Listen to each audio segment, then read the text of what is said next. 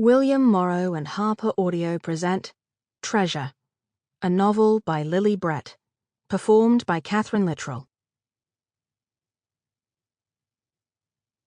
For David, my love, with all my love.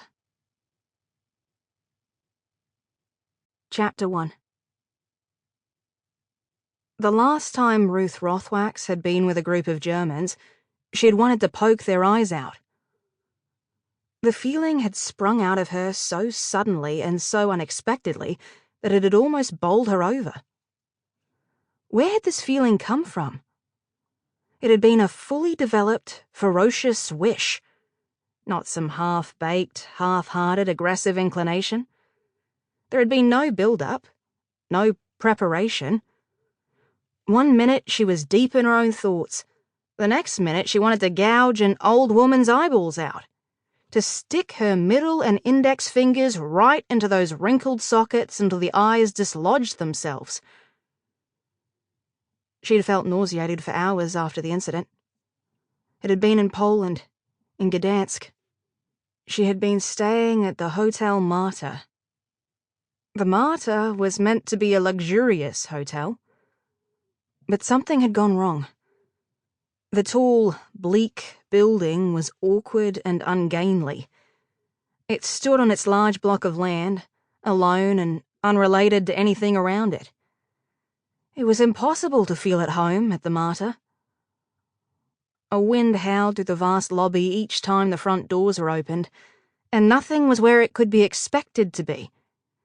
The concierge's desk was hidden behind the women's toilets, and the elevators were at the back of the building, a 5-minute walk from the front desk.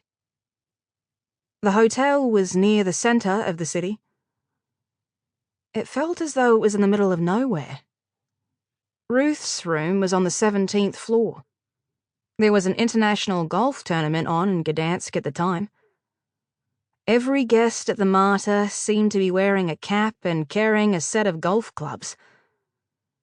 There was a uniformity in the ensembles, too. The women wore pale sweaters and pastel pants or skirts. The men were dressed in knit tops and plaid or patterned trousers.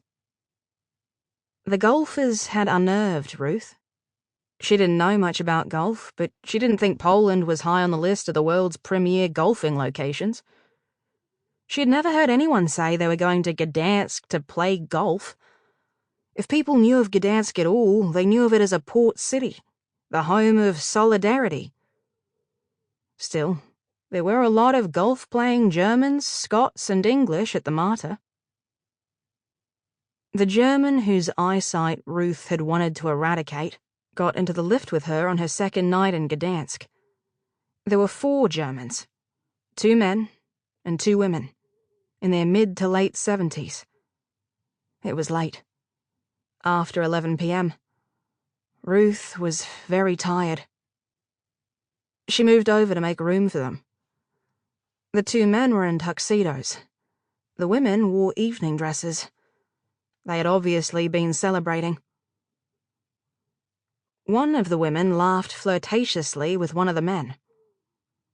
The laughter was the slightly off-key laughter of someone who had been drinking. The man smiled. The woman laughed, again, a high-pitched trill of a laugh. And then it happened, with no warning. All Ruth had felt was a rush of blood to her head. Suddenly her face had been tight with tension.